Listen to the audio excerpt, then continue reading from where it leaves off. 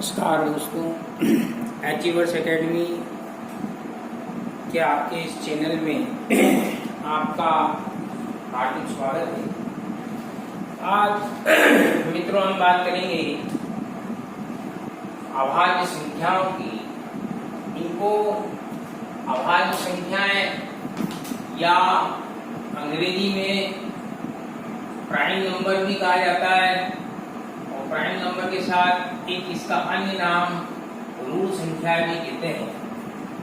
ऋण संख्या या प्राइम नंबर या अभाज्य संख्या इसको कहते हैं मित्रों ऐसी संख्या जिसके सिर्फ और सिर्फ दो ही फैक्टर होते हैं, अर्थात उसमें स्वयं का या एक के अतिरिक्त किसी अन्य संख्या का भाग नहीं जाता, वह अभाज्य संख्याएं कहलाती हैं। देखिए, अभाज्य संख्याओं को निकालने का कोई फिक्स पैटर्न नहीं है, इसको हमें याद ही रखना होता है। और जो प्रकार के प्रश्न आते हैं कि इनमें से कौन सी अभाज्य संख्या होगी, उसको हमें निकालना होता है, उसको भी हम आज सीखेंगे। सबसे पहले मित्रों, जो आपको आवश्यक जानकारी होनी चाहिए शोधक में कि भाई शोधक की अभाज्य संख्या है मित्रों 2, 3, 5, 7 शुरू के 10 तक 4 अभाज्य संख्या है। फिर 11, 13, 17, 19, 11 से 20 तक में फिर 4 अभाज्य संख्या है। यदि इनको 0 से 20 तक ले तो 4, 4, 8। फिर आपके पास 21 से 30 के अंदर 29 और 23, तो 30 तक में कितनी होगी 10। फिर आपके पास 31, 37, अध्ययन 41, 43, 47। इस प्रकार ये 50 तक कुल 15 अभाज्य संख्या है मित्रों, और इनका योगफल कितना है 328। कई बार पूछ लिया जाता है कि 50 तक की अभाज्य संख्याओं का औसत ज्ञात करें, तो वहां आपको परीक्षा में जाकर के संख्याएं आप देखेंगे, उनका टोटल लगा लेंगे। उसके पहले हमें ये सब याद होना चाहिए। यदि इनके औसत की बात करता है तो आपको 328 में 15 का भाग लगा देना है। 15 दूनी 30, कितनी बचेगी 2, 15 1, 15 बचेगी 13, 0 लगाएंगे आप 15, 8, 120, लगी 10, 15 से 90। ये 50 तक की 15 संख्याओं का 50 तक की अभाज्य संख्या कुल 15 ही है, तो उनका औसत कितना आ गया आपके पास 21.86। इसी प्रकार आगे जाएंगे 51 से 60 के बीच में 53, 59, 61, 70 में 61, 67, 71, 80 में 71, 73, 79, 81, 90 में 83, 89 और 91 और 100 के बीच में एकमात्र अभाज्य संख्या होती है 97। इस प्रकार 0 से लेकर 100 तक कुल 25 अभाज्य संख्या हुई मित्रों। उनका योगफल कितना होता है 1060, और इनका औसत मैंने आपके सामने पहले ही लिख दिया। इस 1060 में 25 का औसत भाग लगाएंगे तो कितनी आ जाएगी 42.40।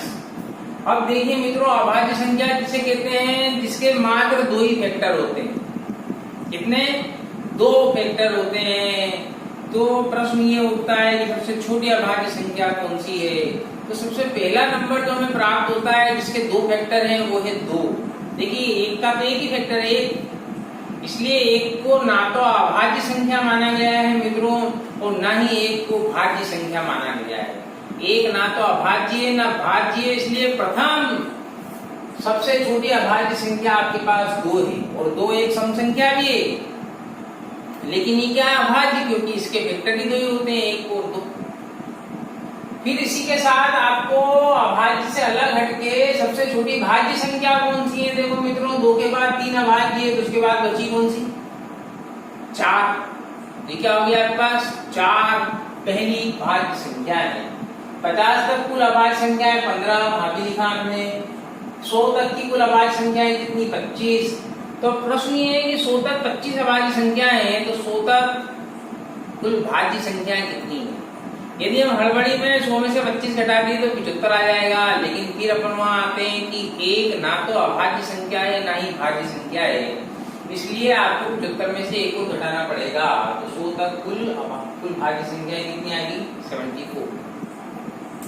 अब देखिए मित्रों, इसी के अंतर्गत यदि हम इसको 1000 तक ले जाएं, कंपटीशन का लेवल निरंतर बढ़ता रहता है। 1000 तक कुल कितनी अभाज्य संख्या है, तो 1000 तक कुल अभाज्य संख्या कितनी 168। ये याद रखना हमें अनिवार्य। कोई निकालने की आवश्यकता नहीं कौन कौन सी है, लेकिन हाँ कितनी अभाज्य संख्या है 168।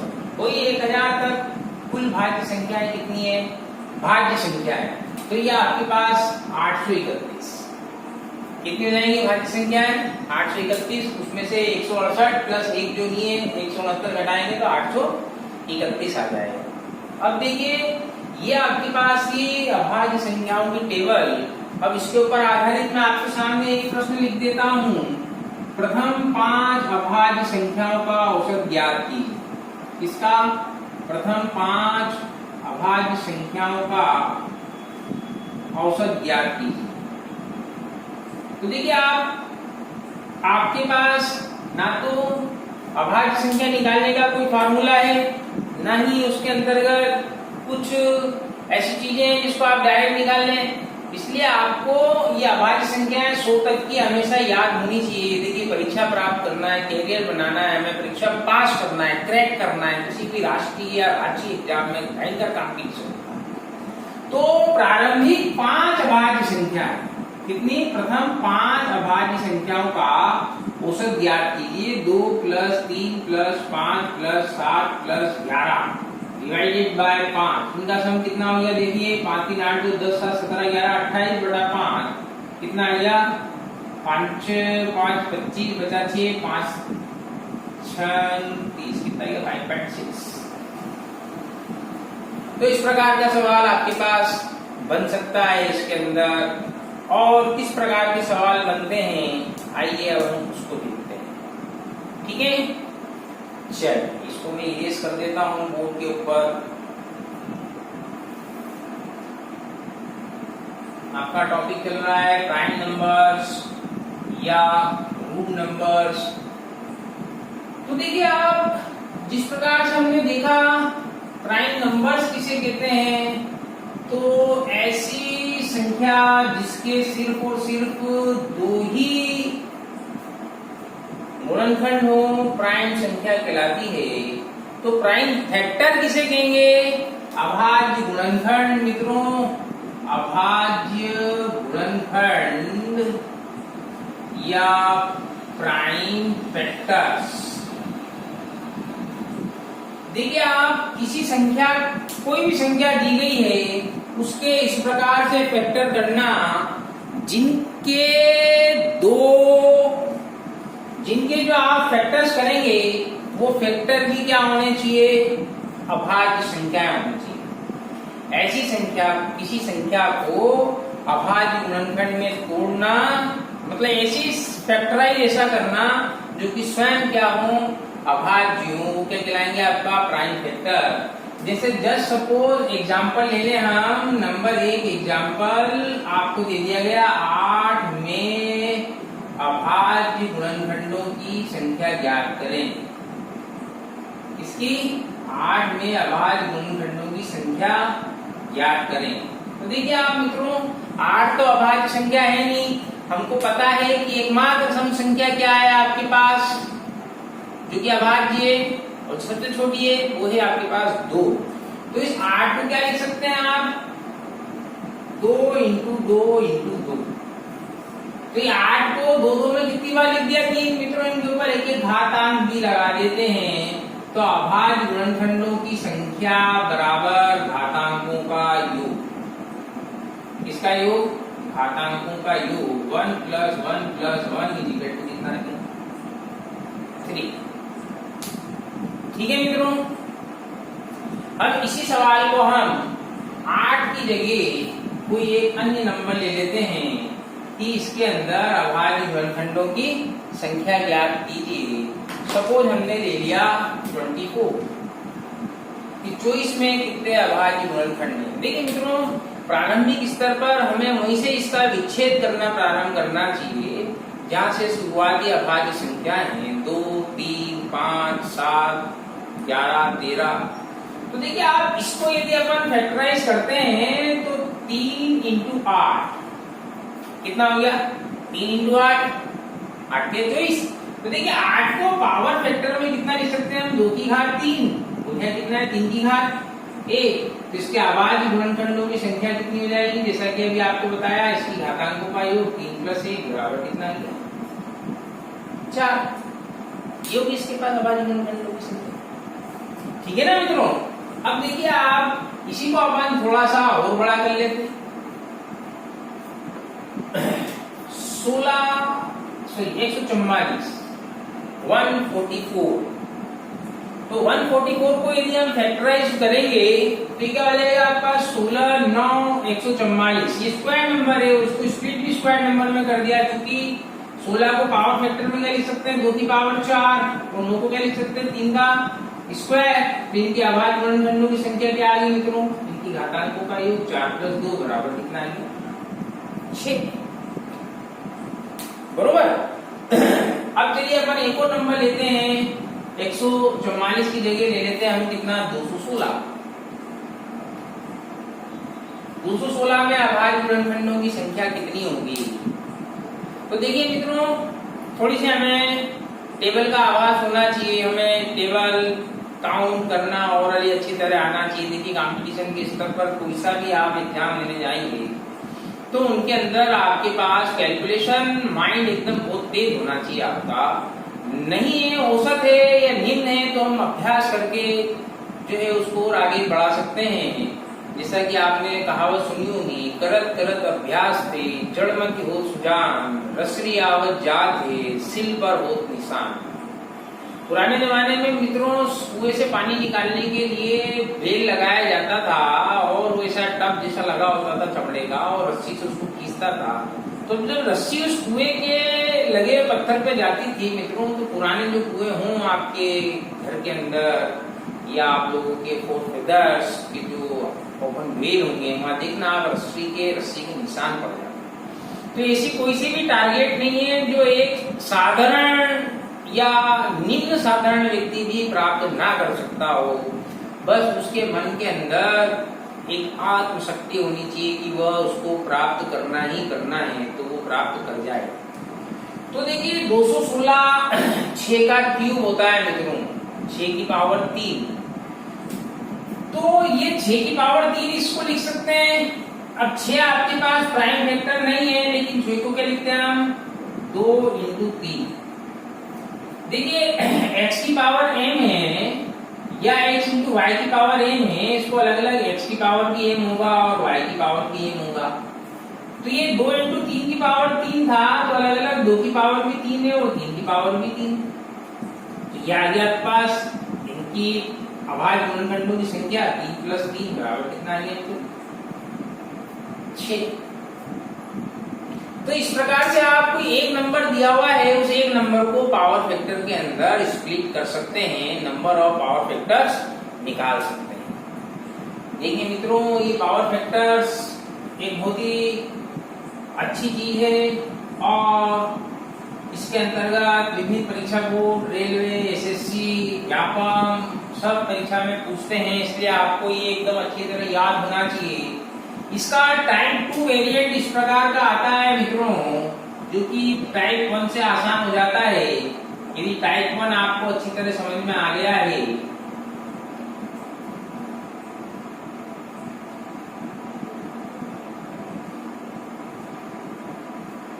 ये ऑलरेडी फैक्टराइज करके दिया हुआ है। बस आपको ये देखना है कि जो बेस में नंबर दिया हुआ है वो बेस में दिया हुआ नंबर प्राइम नंबर है अथवा नहीं। तो देखिए आप ये 60 तो प्राइम नंबर है, इसके अंदर आपको कुछ भी मेहनत नहीं करनी है। 60 की पावर 8।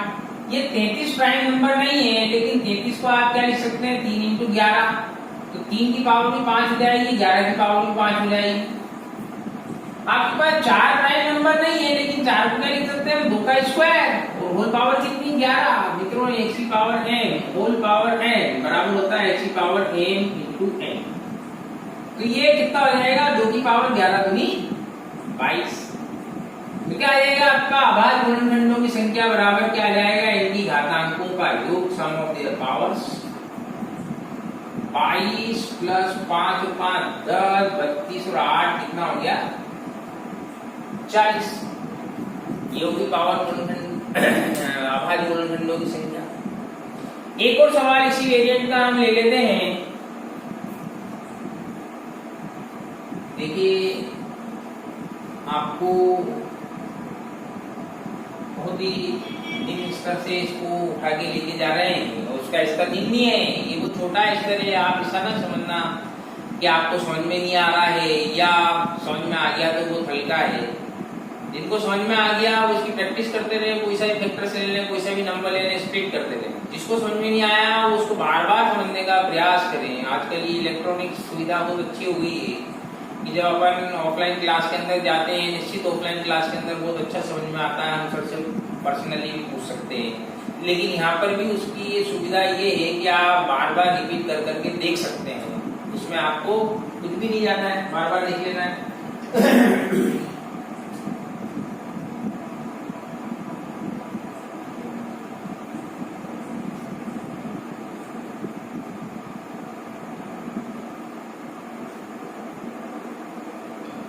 इसके अंदर आपको अभाज्य गुणनखंडों की संख्या निकालनी है। तो देखिए आप वापस से यहाँ पर 5 एक ऐसा नंबर है, प्राइम नंबर है।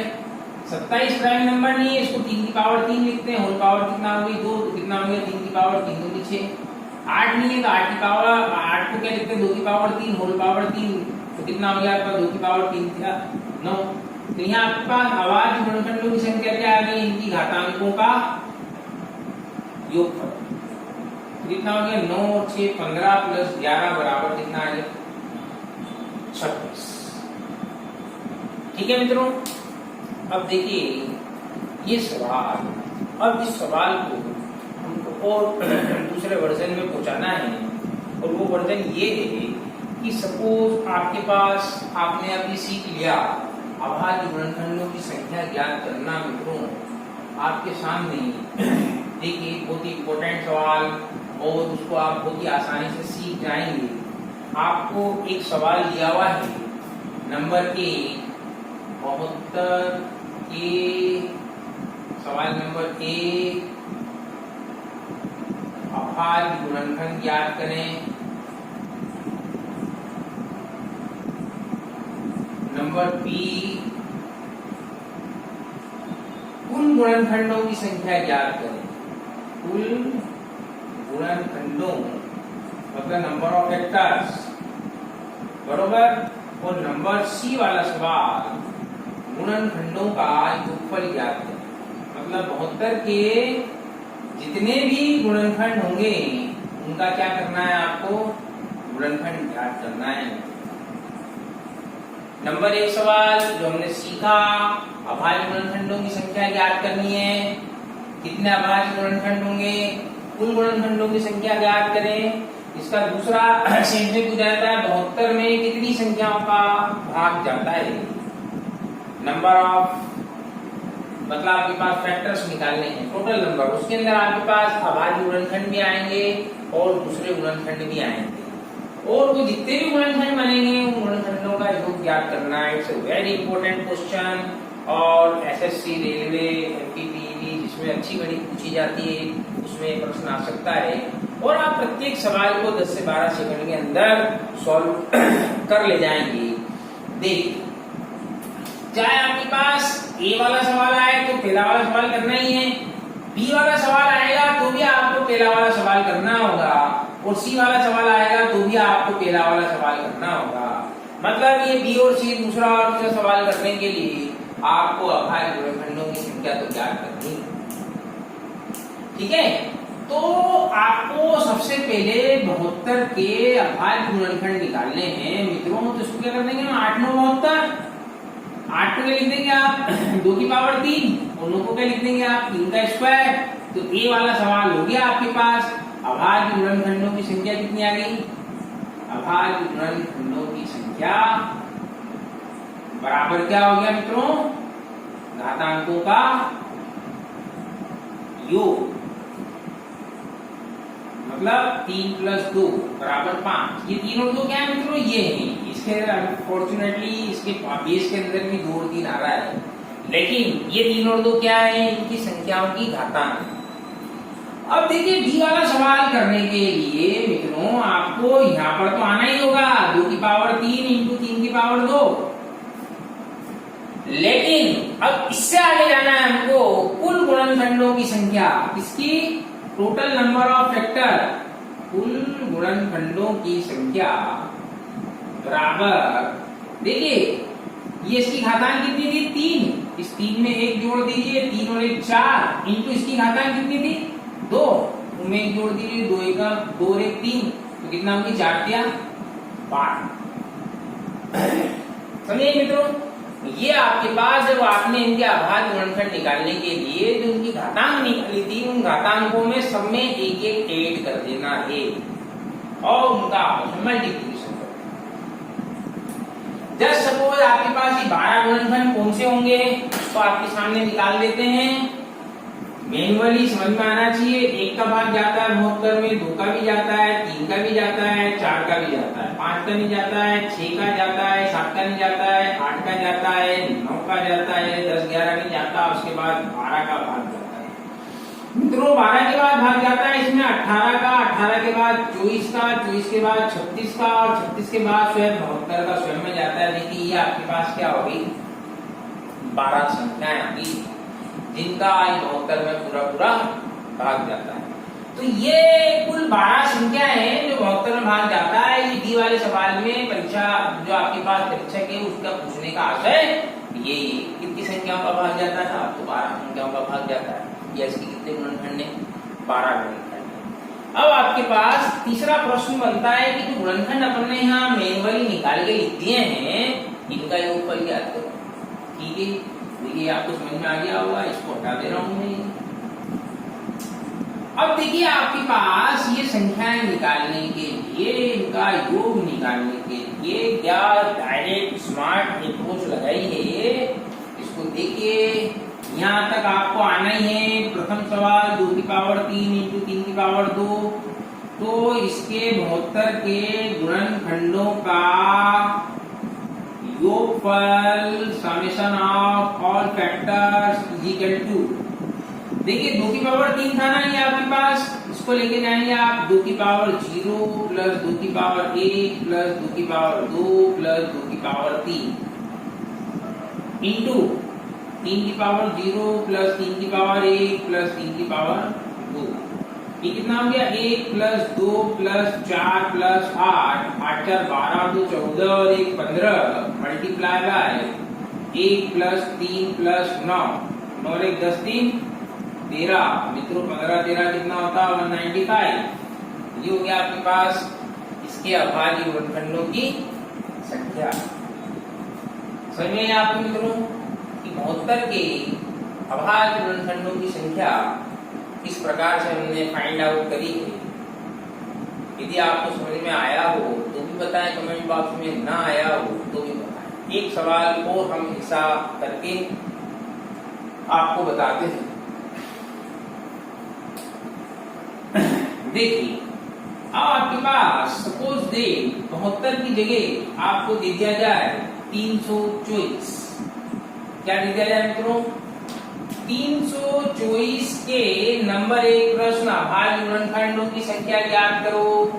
अभाज्य गुणनखंडों की संख्या ज्ञात करो, कुल गुणनखंडों की संख्या ज्ञात करो और उनके गुणनखंडों का योग ज्ञात करो। तो हमारे मन में एकदम कैलकुलेशन चलनी चाहिए मित्रों। आप संख्याओं से खेलना सीखिए, बेसिक नंबर देखिए। आप हमें टेबल याद रहती है, लेकिन यदि उन टेबल को हम एक पेपर पे लिख करके रिवाइज करेंगे मित्रों तो आप ऐसी ऐसी चीजें सीखने लग जाएंगे। आप 30 दिन 35 दिन 35 तक की टेबल याद कीजिए, 35 तक 50 तक के स्क्वायर धन संख्या निकाल के रखिए।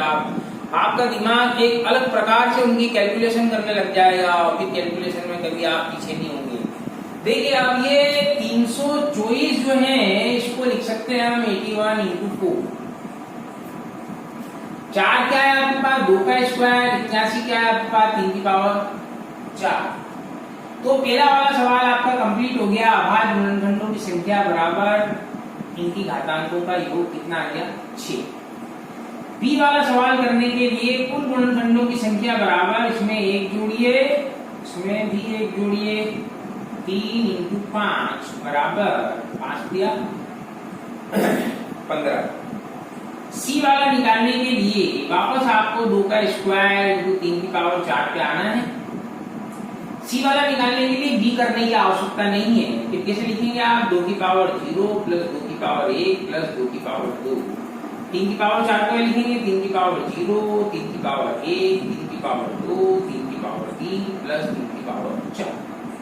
ये कितना हो गया? 1 प्लस 2 प्लस 4, 4 में 5 और 2 7 इंटू ये इसी की पावर 0 होती है, इसकी value 1 plus 3 plus 9 plus 27 plus 81। इसको जोड़ लीजिए आप, 9 और 1 10, 3 13 और 7 20 और 1 21, ये भी कितना हुआ? 2 8 और 10 और 2 12। कितना हो गया इसका सम? 121। एक बार और मैं काउंट कर लूं, 10 3 13 और 7 20 और 1 21 121। इनका सम कितना हो गया मित्रों? 7 × 7 12 7 84। कितना हो गया आपके पास? 847। समझ में आया मित्रों?